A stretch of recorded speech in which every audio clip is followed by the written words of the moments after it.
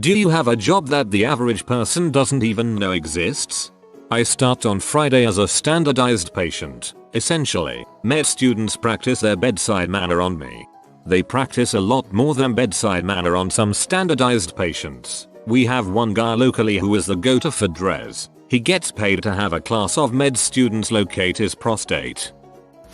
I cut eyes out of dead people. I am an eye bank technician. I surgically remove corneas and whole eyes from donors for cornea transplants and research. I think most people don't want to know about my job.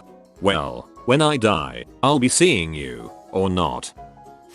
I spent a summer balancing beer trucks. The object of job is to make sure that the beer truck is as full as possible at all times, ideally picking up on skid of empties when delivering one skid of beer. Beer truck Tetris, it's a thing. Physical hydrogeologist. I image the ground using water flows. So you're a water bender.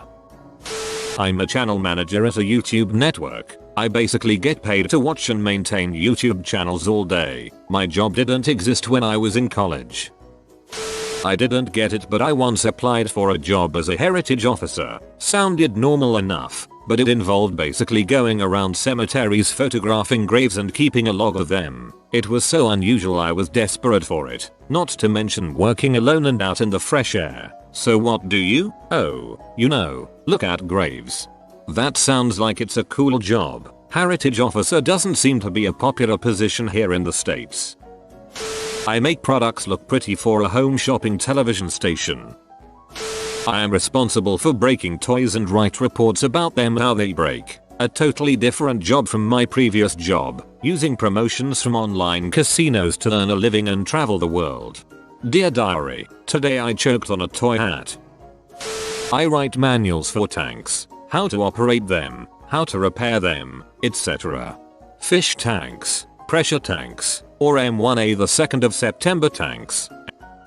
I sell Lego pieces. I buy bulk Lego sets, normally from Amazon or whoever else online has the best deals, part out the pieces, and list them individually on my online store. My customers are generally one of two people. Adults who want 1000 of something, but don't want to buy 100 of a set to get it, such as a red 2x4 brick to build an enormous structure. Parents whose kid wants a specific minifigure that happens to only come in a set that costs a lot of money. The kid doesn't want super duper playset number 12. He wants the gold ninja. So instead of spending $130 for the big set, they can spend $15 on just the figure, and it works out well for both of us. Generally I can part out a set for around 200-250% of its purchase price. More if I find it on clearance or in a really good sale. My wife and I also make monthly trips to our nearest Lego store one state over to buy hundreds of dollars of pick-a-brick pieces to put into our inventory.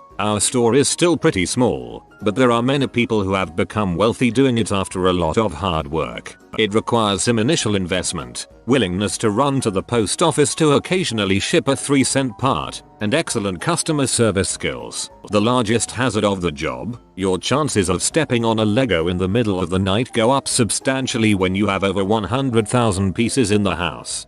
Have been going through this thread for over an hour and this still seems like the best job listed.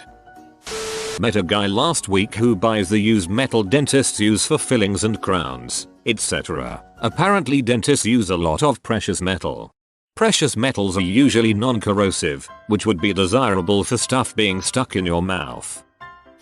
I am an assistant for an escort service. I lost my real, and pretty good, job about a month ago. Now I schedule appointments for escorts. Most of my friends know. My mom thinks I am a personal assistant. I kinda am. H. Booker. For a while I repaired books at a library. I think most people assume that when books get old they are thrown away and bought new unless they are collectible. Well, the composition of books in a research university's library is very different from a local branch library, and almost everything we had was collectible in some way. Not necessarily monetarily valuable, but often rare. Many early 1900s books about local economic policies, and proceedings from city council meetings, and a whole lot of grad theses that had not been checked out once since their publication. I'm a professional prosthesis bra fitter. I fit women who have had a mastectomy, usually women who have had breast cancer. I manage an adult literacy program. Most people think it is some sort of elaborate book club or that I am mistaken and meant to say that I teach children to read and write. Sadly, my job exists because 1 in 6 adults are functionally illiterate where I live. My field is medical illustration. I specifically do medical legal work, so for courtroom purposes, when I travel by airplane, I just claim to be a bartender again as it gets a little dull explaining over and over. On the plus side, I know what you look like on the inside. I work for a superstore and they send me to a competitor across the street in plain clothes. I take a device, PDA, that holds a list of items on it. I locate the items and record the price. Every week, I'm a competitive shopper. At a previous job we had a guy that did that. Eventually we just asked him if he wanted the price list we made every week. One of my best friends writes jingles for commercials. Advertising firms fly him out to Nashville like once every other month for a week and tell him what kind of vibe they want and he just thinks of 30 seconds of goofy crap to give them. I put music in movie trailers. Pretty random and pretty awesome. There is a guy in the company I work for whose sole job is to dream up patents. That patents don't even have to do with the company or the industry we work in. He could patent something like a method for tethering the moon to the earth with a giant rope. His job is to dream. So he's the guy responsible for all the ridiculous patents we abstract.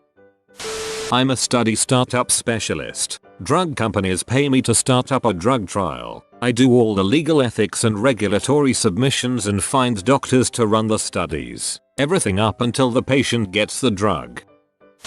I work for myspace.com and I'm not Tom. No clue that still existed. When I was younger, I worked in music and Lemuel paid one of the bands I worked for to record a live EP. We went to their corporate offices and I really had no freaking clue something like that was able to have offices. I make pig feed. They aren't just fed corn. A lot of science involved. Their diets change almost monthly with the weather, so we are constantly changing the nutrients we give them. Also, a little nugget that blows my mind. Pigs naturally all bite each other's tails off as a dominance thing, like squirrels do. However, simply increasing their magnesium in the diet will make them not bite each other. For some reason it has a calming effect on them. Magnesium is a pig sedative. I work in nuclear power plants around the country when they shut down every 18 months or so. I go inside reactors and refurbish and test motor actuators on valves to ensure safe operating conditions. A few quick things in case anyone is curious. No, it's nothing like The Simpsons. Yes, I am exposed to radiation and no, I don't glow at night. This exposure is constantly monitored and relatively safe. It is a very well paid job but somewhat dangerous due to safety concerns and higher levels of quality we must adhere to. I've considered the idea of doing an AMA if anyone would be curious. I make people do a shot of Screech, kiss a codfish and say funny things. My official job title is Screecherina. It's a tourism job for the province of Newfoundland and I do it every day over the summer. Twice a day. It's a tradition here for welcoming people to the island and is basically the best job ever. I saw the word screech and cod and didn't need to go any further to know where you were from. Huh? I write instruction manuals for installing various equipment. Even the people I work with do not know what I do. I am a range safety officer. I walk endless miles up and down a firing line full of grown children with loaded guns and correct them when they do stupid crap. Having a loaded gun pointed at me doesn't faze me anymore. Partly because I'm desensitized, partly because I hate my job and the sweet release of death would be the next best thing to just punching my manager and quitting. I regulate motion pictures for the government, meaning, I spend my days watching movies before they are released and reviewing pornography before it can be sold in stores or shown in booths. I drive tugboats. It's fun. Fighting round the world. I'm an orthoepist. I work at an audiobook publisher, where I research the correct pronunciation of people, places, things, and foreign languages, so that the actors reading the book sound like they know what they're talking about. As far as I know, there are only 2 of us in the country. I am a travel trainer. I teach people with learning disabilities how to use public transport independently. It's an awesome job. I'm an ejection seat mechanic. I am an analyst at an engineering company. I run to the store, get cookies and lime Diet Coke every day for my boss. I'm a sign artist at a well-known neighborhood grocery chain. Everything in the store is drawn written by hand, even down to the price tags on the shelves. I'm the one that wakes up at the crack of dawn to do this. Cute illustrations on the displays? Me. Awesome window paintings outside? Me. Hilarious cartoons and wall murals? All me. When I mention it to people, they have never noticed. I string tennis rackets. My only clients are the 1%ers in town. I'm an epidemiologist. When people ask what my profession is, I have to repeat it like 2 or 3 times before I just say research scientist.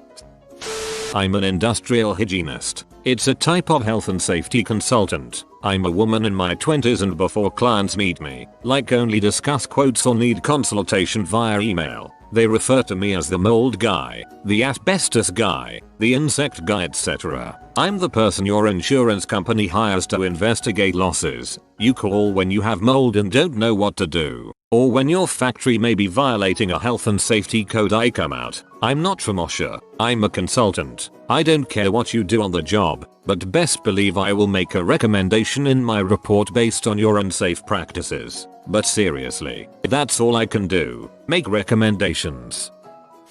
I do user interface design. Not only does the average person not know it exists, I can show my work to the average person and they won't see it. That's how I know when I did a good job. It sucks when software developers don't know it exists. We know you exist, the company just won't hire one, and then they complain when our GUI isn't nice. I'm a software engineer, not a designer, damn it. If you ask me to do a GUI, you are going to get 3 colors, plain text, and a button. My team loves you guys. When we're fortunate to work with you. I monitor offenders that are on conditional release, house arrest, etc. Some of them have an ankle bracelet that locates them via GPS and others are under the voice recognition system. This is a system in where the offender gets a check-in call at random times of their curfew. There is a recorded version of their voice and this software verifies that is the same voice. If they fail the call, I call the offender and ask him/her questions to verify their identity. Depending on the risk level, I can call the police to report a breach. Not me, but my aunt is one of the leaders of the ski patrol at Breckenridge Ski Mountain in Colorado. One of her many jobs there is to fly around in helicopters and throw dynamite out the window in order to set off avalanches before someone does it accidentally. Nice. I would have business cards made. Professional avalanche starter dynamite is alright. I put handles on coffins. That's it. Most people know someone makes coffins. They don't know that you can have the job to just put the handles on. Equine sports massage therapist. Not quite my job yet, but finishing certification in May. Okay, you are in the top 2 of jobs I didn't know existed so far. I work for Cha-Cha. I think some people think I'm a robot when I'm actually not.